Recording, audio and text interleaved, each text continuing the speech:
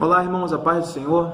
Eu sou o pastor Fernando, professor de Teologia Sistemática aqui do Instituto Teológico Peniel.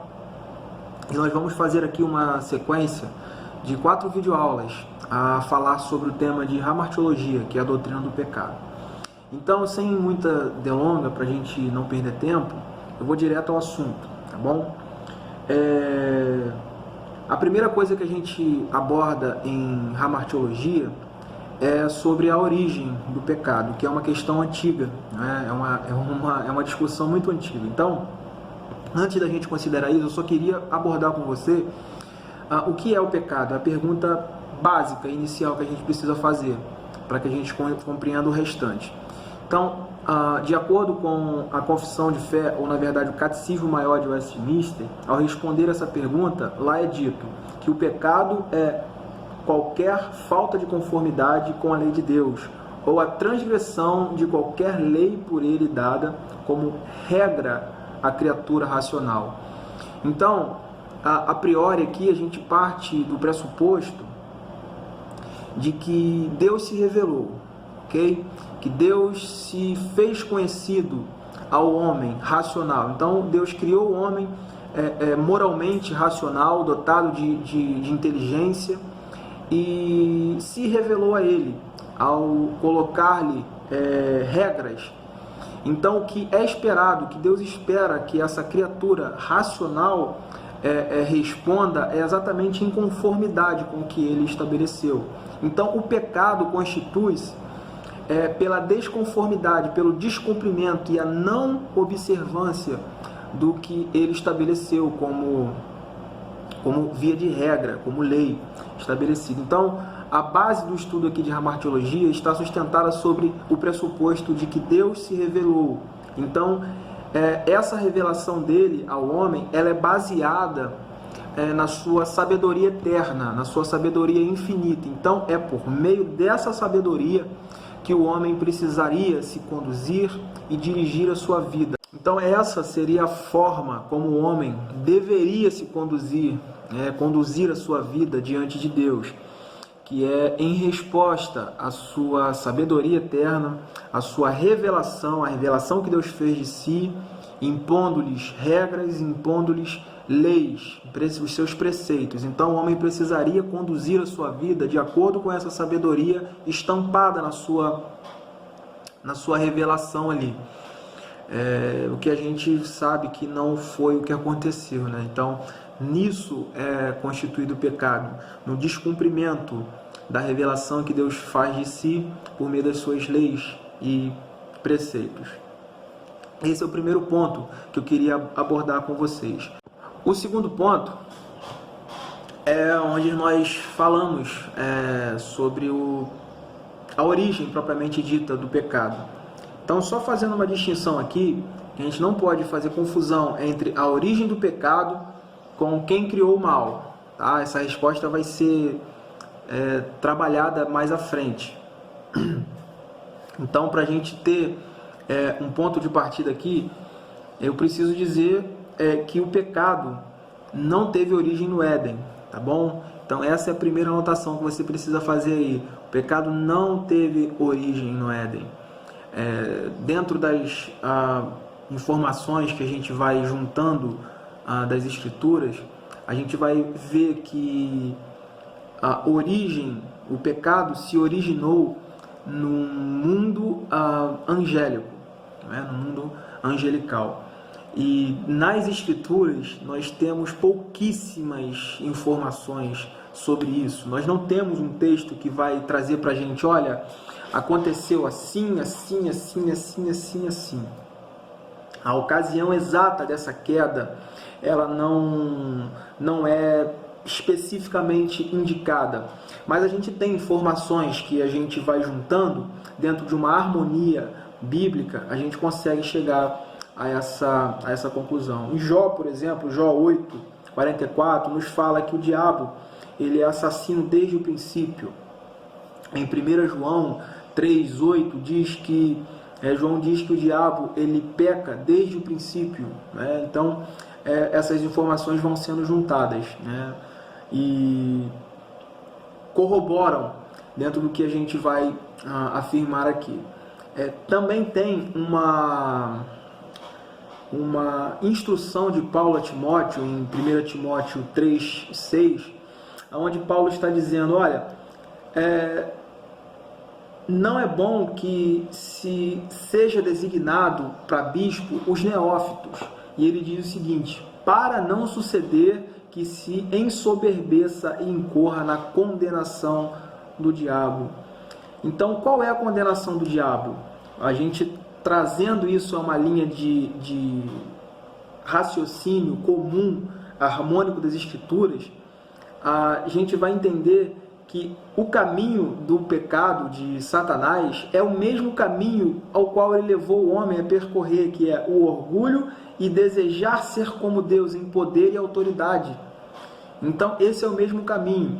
Aí, eu não tenho dificuldade, nós não temos dificuldade de interpretar Ezequiel 28 como sendo a demonstração do caminho que Satanás percorreu, não que ali esteja falando propriamente de Satanás. A gente precisa saber disso aqui, tá? Que no capítulo 28 de Ezequiel, o autor ali ele está falando do rei de Tiro e ponto, tá? Está tratando do rei de Tiro.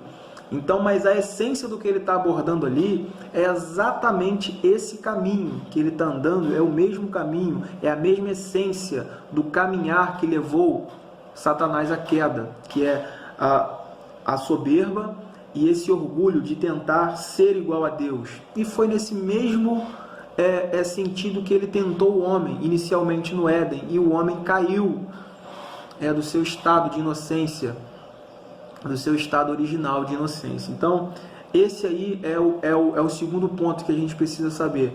O pecado não teve origem no Éden, tá bom? O pecado não teve origem. O pecado entrou no mundo físico, ele entrou na raça a partir do Éden, tá? Mas ele teve origem anterior. Então, Satanás ele se apresenta ali no Éden, já caído, já corrompido, já destituído do seu estado original de pureza. Então ele tenta o homem dentro dessa própria essência dele, de fazer com que o homem se enxergue, deseje e almeje ser como Deus, que é o mesmo caminho que ele andou. Então, só deixando essa distinção clara aí, em Ezequiel 28, não necessariamente está reportando ali o próprio Satanás. A gente vai ser tentado a ler ali e falar, olha aqui, ó, é o próprio Satanás, mas não, ali está falando do rei de Tiro, tá? Então, esse desenvolvimento ali, ele nos mostra exatamente que o rei de Tiro está caminhando o mesmo caminho com que Satanás caminhou, tá? Esse é o caminho da queda angelical, que faz com que Satanás ele perca o seu estado natural, né, de inocência. Seguindo aqui a nossa reflexão sobre a origem do pecado, a gente pode perceber aqui que a partir dessa rebelião, então, desse mundo angélico, desse mundo angelical, é onde é configurado a tentação e a queda do homem, desse mundo físico, lá no Éden, né, por meio de Adão. Isso tudo nos é relatado em Gênesis 3. E o resumo dessa doutrina do pecado, e particularmente dessa origem do pecado, é basicamente que o pecado ele tem origem nessa tentativa de autonomia humana. Ele sempre teve e sempre terá esse princípio de tentativa de autonomia, do homem se desligar do seu Criador e tentar por meios próprios escolher para si o que é bom e o que é mal. Então, essa é a forma que as Escrituras nos mostram, o caminho que Satanás andou e o caminho que ele levou o homem a desejar. O pecado, portanto, consiste no fato de Deus ter dito em Gênesis 2, essa é a reflexão que a gente consegue extrair disso tudo. Deus disse em Gênesis 2:17, não coma. Ok? Então, nisso está baseado o preceito da sua sabedoria eterna. né, ao se revelar e ao se relacionar com a sua criatura. Então, nessa sabedoria, a criação, ou seja, o homem e a mulher, deveriam conduzir-se. No entanto, eles desejaram uma sabedoria autônoma, eles desejaram uma sabedoria à parte do que Deus tinha dito. No não coma está contido toda a sabedoria eterna de Deus. Ele disse isso baseado no seu saber eterno e infinito. Olha, não coma. O homem deveria se apegar àquilo dali e não comer. Olha, eu não sei porquê, mas eu não posso comer. Por que eu não vou comer? Porque Deus, que é o Criador de todas as coisas, que sabe de tudo de uma forma que ninguém nunca vai saber, disse para eu não comer. Então, a postura do homem diante disso seria não comer. Ok? Se portar debaixo dessa sabedoria e em submissão. No entanto, a resposta do homem foi contrária a essa sabedoria, que é onde ele deseja uma sabedoria externa, uma sabedoria que não é procedente de Deus, que é a sabedoria do próprio fruto, uma sabedoria que o próprio fruto poderia produzir. Existe uma tradução que eu gosto muito, que é a tradução NVT, Nova Versão Transformadora. Então, essa versão ela traz uma precisão muito exata, muito ajustada do que está acontecendo ali. Ali diz, em Gênesis 3:6, a mulher viu que a árvore era bela e que o seu fruto parecia delicioso, e desejou a sabedoria que ele, o fruto, lhe daria.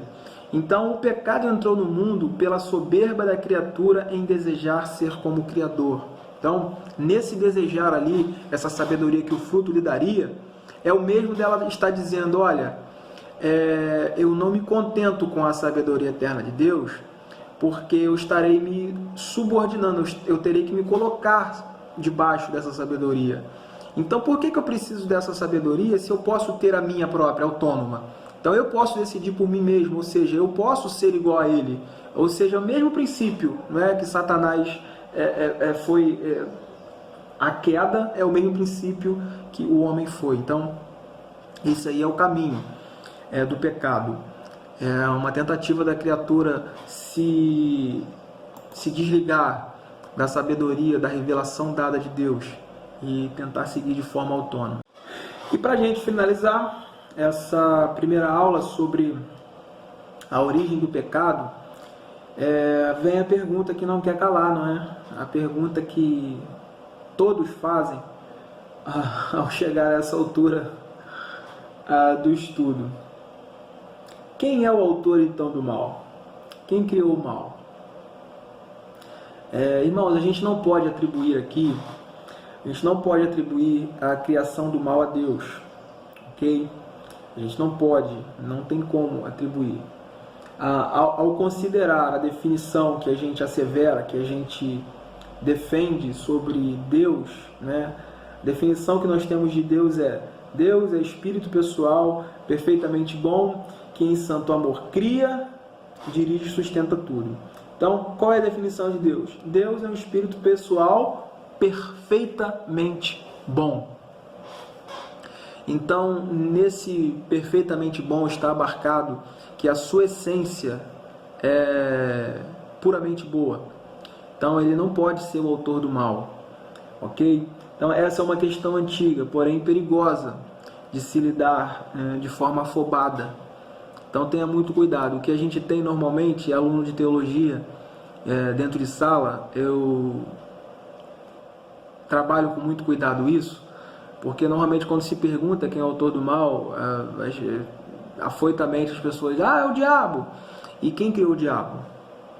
Então, vai reportando sempre atrás. Então, a gente vai esbarrar em alguma questão que é perigosa. Então, essa pergunta se trata de algo que foge completamente os limites da finitude humana. Portanto, ficamos com o que as Escrituras nos ensinam, ou seja, Deus é bom. Deus é bom. E tudo que Ele fez e faz, consequentemente, é bom. Respondendo essa pergunta, eu fico com uma resposta que dá um amparo e um sustento muito bom para as nossas mentes indagadoras, que é o que Agostinho de Hipona disse. Agostinho diz que o mal é a corrupção do bem. Então a gente tem nas Escrituras falando que Deus, ao fazer todas as coisas, lá em Gênesis 1:31, quando Deus terminou toda a obra da sua criação, Ele olhou e viu que tudo era muito bom.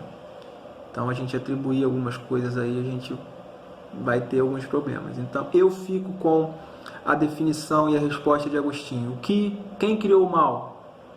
O mal não foi Deus que criou, mas ele permitiu de alguma forma a existência do mal para que os seus decretos, a sua graça, a sua misericórdia, o seu amor fosse manifestado às suas criaturas. E então eu fico com a definição de que o mal é a corrupção do bem. Eu espero que essa videoaula bem simples e direta aqui possa inicialmente nos dar um suporte a compreender a doutrina do pecado, para que a gente possa caminhar aí futuramente para uma compreensão mais ajustada. Fiquem na paz, bons estudos, que o Senhor possa abençoar e iluminar a mente de vocês no estudo da palavra. Deus abençoe.